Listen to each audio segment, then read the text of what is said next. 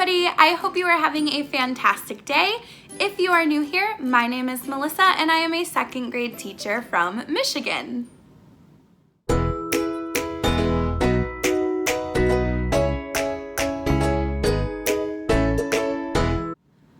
So if you happen to follow me on Instagram, which if you don't, it's made for second grade just like it is here on YouTube, I am obsessed with children's books. Like, I love children's books. I take a lot of pride in my classroom library, and I just probably have too many books, but also I kind of live by the motto that there isn't such a thing when you're a teacher.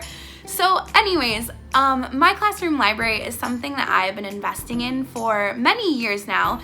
I really started when I was in probably my sophomore or junior year of college. I started to really accumulate books. I tried not to go too overboard because of course I didn't know what grade I would be teaching. And honestly, if I would have had to guess, I would not have thought that I was gonna teach second grade. Like, things just work out in such a wonderful way and I'm so happy. I love second grade so much, but I probably would have told you that I would be teaching like third or fourth. So I'm glad I didn't invest too much at the beginning, but once I started to be a teacher and started to get those scholastic coupons and all that stuff, I built a really big library. So with the closure this past school year, I had to really think hard about what books I would want to take with me to make sure that I had at home in case distance learning continues this fall. Now, right now, I don't really know what's gonna happen still. In Michigan, we don't go back until September, so those decisions haven't been like for sure finalized at this point. So I wanted to make sure that I took my favorite back to school read alouds, and I thought you guys might wanna know what those really great books are. So out of the, if I'm being honest, thousands of books in my library, I narrowed it down to 10 of them that I thought were really awesome for the beginning of the year. I narrowed these down into a couple different categories. The first section of books I'm gonna be showing you kind of promote classroom community and acceptance, which is something that is really important to me. And then the second set of books is more about friendship and kindness toward each other, both inside and outside of the classroom. And then the last section are books that still have a really good message, but are kind of just fun reads that I love to incorporate and that kids usually really enjoy because they're kind of silly stories.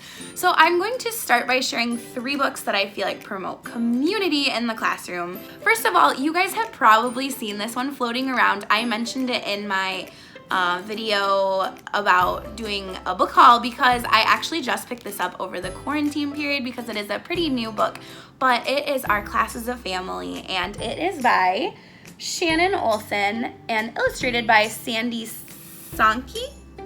I don't know if I'm saying that right, but I have to admit, the first thing that drew me to this book was the beautiful illustrations on the cover, but then the title, I was like, oh, I love that title, like Our Class is a Family, because that's something that I promote to my students all the time. So I really like this book. It basically talks about how when you go to school, you are part of a family, and your family doesn't always have to be people who are related to you. It's people who care about you and accept you and love you, and how that is how we should treat each other. And it also kind of touches on the fact that because we are a family, like, we want to keep our classroom space welcoming and nice and clean. We don't want to be destructive. We don't want to hurt other people or their feelings. So I really like this book, and though I haven't used it in the beginning of the year before, I am definitely going to break this out one of the first couple days of school, whether it be in person or reading it online.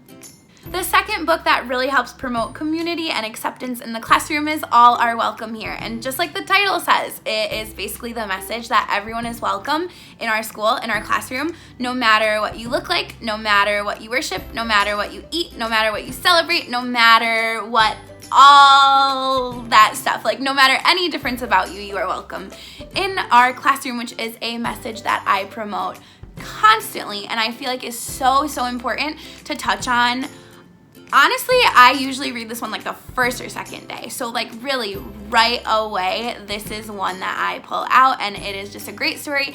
And it's also really good to refer to later in the year when you have conflicts arise or just you feel like you need a refresher on those reminders. So I love this one. I definitely recommend it. So the third story that I feel like really promotes community and acceptance in the classroom is The Day You Begin. So this kind of talks about sometimes you're going to be in a room where people do not look like you, they might not think like you, they might not act like you, and that's okay. That you are still accepted and you are still valuable. So this is a really good one, and again, one that I hit in the first couple of days of school because I think the message is so important. So now we are moving on to the stories about friendship and kindness and how to treat others both in and out of the classroom. So one of my favorite books is Enemy Pie. So basically, if you have not read this story before, it is about a little boy who has I think it's his neighbor, who is his enemy. They do not get along, they are not friends. And so this little boy, his dad says, well, we should make enemy pie. And so the little boy's thinking like, what could possibly be an enemy pie that makes it so terrible? And he says, well, you know, the thing is, in order to get your enemy to eat the pie, you have to spend some time with them and hang out with them and then invite them over. And so the little boy's like, okay, like I'm gonna do it, I'm gonna spend time with him. And of course the message of the story is that they learn that they can be friends and that they actually do get along. They just didn't know each other well enough and didn't give each other a chance. So it's a really good story, and it's just kind of funny because the little boy the whole time is thinking there's like dirt and worms in the pie, and it ends up just being a nice berry pie, and it's just so funny. So I really like this one. I think it teaches good lessons about friendship, and I read it again really early in the year. After that, we have something very self-explanatory. It is the story Be Kind. So this one I'm not going to talk too much about because it's, again, pretty self-explanatory. It just talks about how to be nice to other people, and the back says how 2 simple words can change the world. So being kind can change the world. So that is a great message for students. So the next book that falls into this friendship and kindness category is The Recess Queen. Now I read this one in the first week of school, and it's really kind of a good one that if you wanted to read it before the kids go out for recess for the first time to talk about expectations, that could be a really good time to incorporate this. Basically, it is about this girl right here whose name is Mean Jean, and she is the recess queen. And so nobody wants to play with her because she is a bully, she is rude, she is just not a pleasant person to be around. But then we find out that the reason that Jean is so rude and upset is because nobody ever asks her to play with them. So it's a good conversation starter for kids about how to treat other kids on the playground and what kinds of things are okay and what kinds of things are not. And so I really like this one. It's pretty funny. The kids usually enjoy it. Finally, the last one I want to talk about in the friendship and kindness category is Do Unto Others. So this is obviously a play on the golden rule, which is do unto others as you would want them to do unto you. And so this book kind of goes through and talks about different ways that you should treat each other and ways that you should not treat each other. And this is just a funny story. There's also a really good read aloud of this online if you search it up. There's one I found that I really enjoy, and the kids just like this book. It is pretty funny and has some just like silly dialogue and the characters and lots of pictures to look at, and it's one where there's a lot of captions. So I have a copy of this that I keep to read aloud, but I also have a copy in my library so that the kids can go back through and read even more of the little jokes along the side. So now I'm going to get into the fun stories that still teach lessons to kids, and the first one has to be The Pigeon Has to Go to School. So this one came out, I think it was last summer, and it is just a cute one. I got to read it this year to my kids. They enjoy everything Mo Willems, everything Elephant and Piggy, everything with the pigeon, and this one is just super cute. I'm sure a lot of you have it already, but it's just a good funny read about feelings about school and how kids, like how some kids might want to go to school, how some kids might not want to go to school, and it's just a really good one. The next one is one of my all-time favorites, mostly because it has a great message, but also because I really love giraffes. And so this one is Giraffes Can't Dance. If you have not read this before, you definitely need to check it out. Basically, it is about a giraffe who tries to go to this little dance in the jungle with all the other animals, and they kind of make fun of him because his limbs are just too long to dance. But then he learns that, you know what, if he doesn't give up and he keeps trying, that he can dance and he can enjoy himself. So this one I really like to watch to introduce growth mindset. I don't always read this the first week of school, but within the first couple weeks. And yeah, I really like this one. It is definitely one that you should pick up if you do not have it yet. And finally, I am throwing it back to my childhood and a book that I was read in elementary school and now that I love, and that is by one of my favorite authors, Kevin Henkes. And it is Lily's Purple Plastic Purse. So out of all of the little books with these mice characters, I would say Chrysanthemum is one of my favorites, but also Lily's Purple Plastic Purse.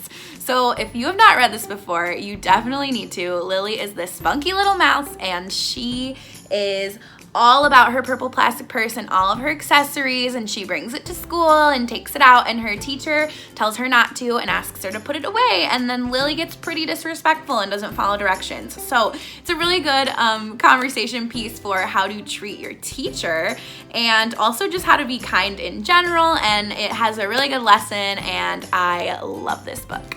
So those are 10 books that I made sure to take home with me for the possibility of distance learning, just because I wanted to make sure that out of my whole classroom library, I had those books to read aloud because they are my favorites for back to school.